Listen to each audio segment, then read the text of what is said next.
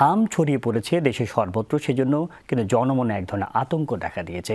মা বাবারা দুশ্চিন্তায় রয়েছেন তাদের সন্তানদের নিয়ে। এই রোগটি কেন হয়, প্রথমে সেটি আমরা জানতে চাই। এই রোগটি হয় মিজেলস নামক এক ধরনের ভাইরাস দিয়ে। এটি সেগমেন্টেড আরএনএ ভাইরাস। এটি 100 থেকে 300 ন্যানোমিটার, এত ছোট। এটা ন্যানোমিটার বলতে বোঝাচ্ছি আমরা 1 ন্যানোমিটার সমান কিন্তু 1 সেন্টিমিটারের 1 কোটি ভাগের 1 ভাগ। এত ছোট একটা জীবাণু কিন্তু মহামারী আকারে ছড়িয়ে পড়েছে। এটা শুধু বাংলাদেশে নয়, বিগত কয়েক বছর ধরে পৃথিবীর বিভিন্ন জায়গায় কিন্তু হামের প্রাদুর্ভাব দেখা যাচ্ছে। 2024 সালে 90,000 মানুষ কিন্তু হামে মারা গিয়েছে। আমরা এখন জেনে নিতে চাই যে এটার আসলে কিভাবে ছড়ায়। এটা দেখা যাচ্ছে যে হাঁচি কাশির মাধ্যমে ছড়ায়, লালার মাধ্যমে ছড়াতে পারে। দেখা যাচ্ছে যে আমাদের যে শ্বাস নালী তার মাধ্যমে কিন্তু খুব কাছাকাছি যদি কোনো বাচ্চার কেউ থাকে তার শ্বাসের মাধ্যমে কিন্তু এটা ছড়াতে পারে। এটার লক্ষণগুলো কী কী? এটার লক্ষণ দেখা যাচ্ছে জ্বর হতে পারে, জ্বরের সাথে সাথে কিন্তু র্যাশ হয়।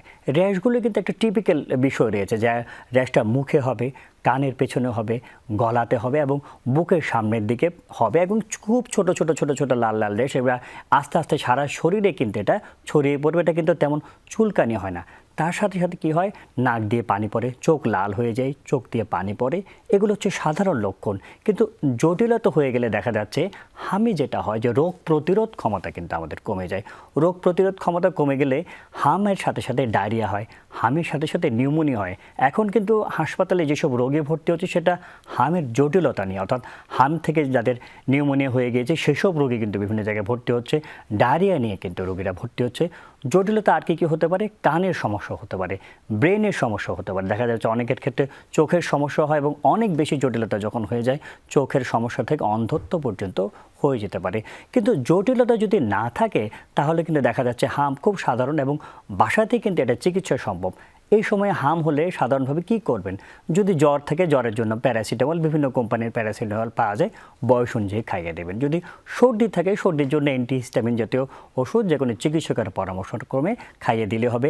কাশির জন্য আমরা জানি সালবুটামল জাতীয় ওষুধ পাওয়া যায়, সেগুলি খাইয়ে দিবেন। পর্যাপ্ত পুষ্টিকর খাবার খাওয়াতে হবে। 2 বছরের কম বয়সী বাচ্চাদের বুকের দুধটা নিশ্চিত করতে হবে। এগুলো হলেই কিন্তু দেখা যাচ্ছে বাসাতে এই রোগের চিকিৎসা সম্ভব। কিন্তু কখন আপনি হাসপাতালে নেবেন? যদি দেখা যায় যে বাচ্চার শ্বাসকষ্ট হয়ে যাচ্ছে, বাচ্চা কিছুই খেতে পারছে না, বাচ্চা নেতিয়ে পড়ছে, ডায়রিয়া হলে যে অনবরত ডায়রিয়া হয়ে যাচ্ছে, চোখের কোটর ভেতর দিকে ঢুকে যাচ্ছে এবং দেখা যাচ্ছে তার প্রস্রাব অনেকক্ষণ ধরে প্রস্রাব হচ্ছে না, অর্থাৎ জটিলতা দেখা গেলেই শুধুমাত্র আপনি হাসপাতালে ভর্তি হবেন। তা না হলে কিন্তু এই যে হামের যে আমরা বললাম সাধারণ হামগুলো বাসাতেই চিকিৎসা দেওয়া সম্ভব। হামের তাহলে কতদিন পর্যন্ত আপনি বাচ্চা হাম হলে বাসায় রাখবেন বা অন্যদের থেকে আলাদা রাখবেন? বলা হচ্ছে যখন র্যাশটা দেখা যায় তার 4 দিন আগে এবং 4 দিন পর, অর্থাৎ যখনই আপনার র্যাশ দেখা দেবে 4 থেকে 5 দিন অবশ্যই বাচ্চাকে অন্য বাচ্চাদের থেকে আলাদা রাখবেন। এখন হামের খুব বেশি প্রাদুর্ভাব হয়ে গিয়েছে কেন? দেখা যাচ্ছে যে আমাদের মধ্যে সচেতনতার অভাব রয়েছে। দেখা যাচ্ছে যেই সব বাচ্চার হাম হয়েছে, এই যে আমাদের ঈদের সময় বিভিন্ন জায়গায় তারা যাতায়াত করেছে এবং অনেক সময় দেখা যাচ্ছে একটু বড় বাচ্চাদের হাম হলেও তারা স্কুল কামাই করতে চান না। মা বাবারা দেখা যাচ্ছে তাদের কোনো ক্লাস টেস্ট বা অন্য কিছুর জন্য বাচ্চাকে স্কুলে পাঠিয়ে দিচ্ছেন, তাহলে কিন্তু অন্য বাচ্চাদের হাম হয়ে যাচ্ছে। সুতরাং প্রতিরোধে আমাদের নিজেদের সচেতন হতে হবে। হাম হলে কিন্তু বাচ্চাকে বাইরে বের করা যাবে না এবং এই সময় যেটা অন্য যাদের সুস্থ বাচ্চাদের ক্ষেত্রে জনসমাগম কিন্তু আমাদের এড়িয়ে চলতে হবে। দেখা যাচ্ছে এই সময় যেহেতু হামের খুব প্রাদুর্ভাব চলছে, আমরা কোনো কারণ ছাড়া বাচ্চাকে নিয়ে কোনো হাসপাতালে যাবেন না, কোনো জনসমাগম হয় মার্কেটে বা অন্য জায়গায় যাবেন না। হাম আক্রান্ত কোনো বাচ্চা যদি কোনো জায়গায় থাকে, যদি এই জায়গাটায় থাকে, এখান থেকে চলে যাওয়ার পরও ওই জীবাণু কিন্তু প্রায় 2 ঘন্টা পর্যন্ত স্থায়ী হতে পারে এবং একজন হাম আক্রান্ত বাচ্চার কাছাকাছি আসলে 10 থেকে 14 দিন পরেও কিন্তু এটার হাম যে হওয়ার সম্ভাবনা রয়েছে। সুতরাং এই সময় আমাদেরকে অবশ্যই সচেতন হতে হবে। আমাদের ব্যক্তিগত অভিজ্ঞতায় দেখেছে বিভিন্ন হাসপাতালে যেসব রোগীরা হাম নিয়ে ভর্তি হচ্ছেন তার কিন্তু প্রায় বেশিরভাগই কিন্তু টিকা দেয়া নেই। সুতরাং টিকা কিন্তু আমাদের দিতে হবে, টিকার ছাড়া কোনো বিকল্প নেই। এবং কিছু কিছু বাচ্চাদের দেখা যাচ্ছে যে 6-7 মাসে টিকা আসলে কখন দেওয়া হয় সেটা একটু জানা প্রয়োজন। 9 মাস শেষ হয়ে গেলে 10 মাসে যখন পরে, অর্থাৎ পরিপূর্ণ 9 মাস শেষ হলে একটা টিকা এবং 15 মাসে আরেকটা টিকা।